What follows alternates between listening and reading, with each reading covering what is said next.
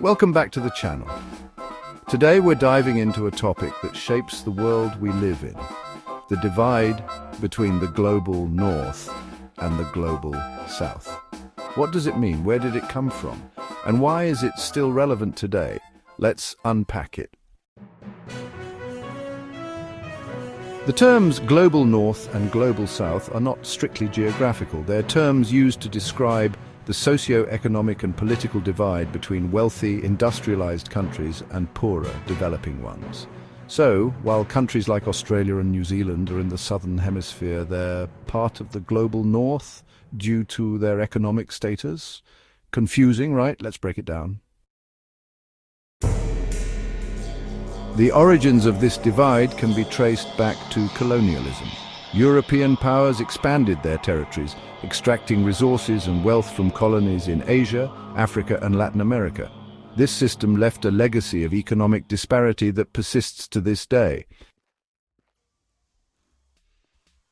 During the Industrial Revolution, the gap widened as European countries industrialized rapidly, leaving colonized regions to supply raw materials, but not develop their own industries. This set the stage for the inequalities we see now.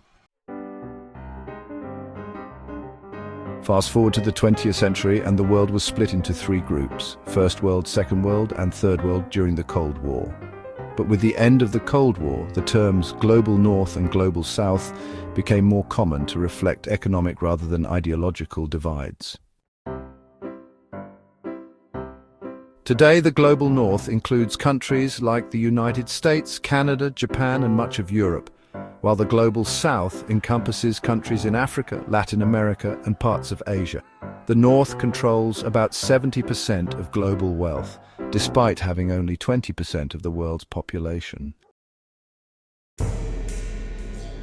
But here's the catch.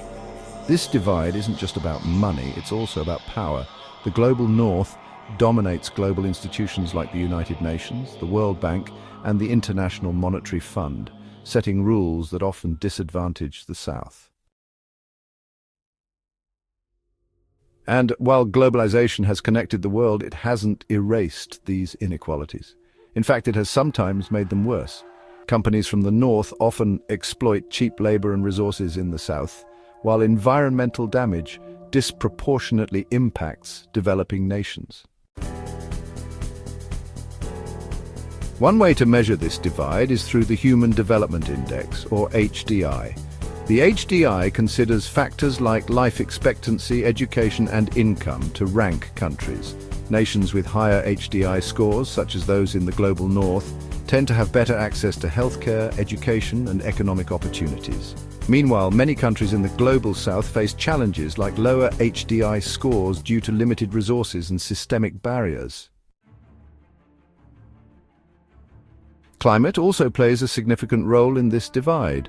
Many global south countries are located in regions more vulnerable to the effects of climate change, such as rising sea levels, extreme weather, and prolonged droughts.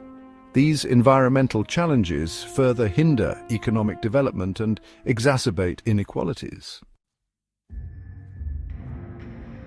To understand this divide further, we can look at the demographic transition theory. This theory explains how countries progress through stages of population growth and economic development. The first stage is characterized by high birth rates and high death rates. In this stage, populations grow slowly because the high mortality rate offsets the high fertility rate. Poor healthcare, lack of sanitation, and food shortages contribute to the high death rates. To move to the next stage, investments in public health, clean water, and food security are crucial. The second stage sees a decline in death rates while birth rates remain high. This results in rapid population growth. Improvements in medicine, sanitation, and food supply drive this change. To transition to the next stage, efforts must focus on family planning and education, especially for women. In the third stage, birth rates begin to decline as societies industrialize and urbanize. Improved education, better healthcare, and shifts in societal norms contribute to smaller family sizes. Economic opportunities for women and access to contraception are key factors in this stage. To reach the next stage, sustainable economic development and robust social support systems are essential. The fourth stage is marked by low birth and death rates, leading to zero population growth or even population decline. This stage is often seen in many global North countries. High living standards, advanced healthcare, and widespread access to education are typical characteristics. Maintaining this stage requires policies that support aging populations, such as pension systems and healthcare infrastructure. So what can we do? Awareness is the first step. Support fair trade, advocate for policies that promote global equity, and listen to voices from the global South. The more we understand, the better equipped we are to challenge these systemic issues. The global North and South divide is a complex issue, but it's not set in stone. By working together, we can bridge the gap and create a more equitable world.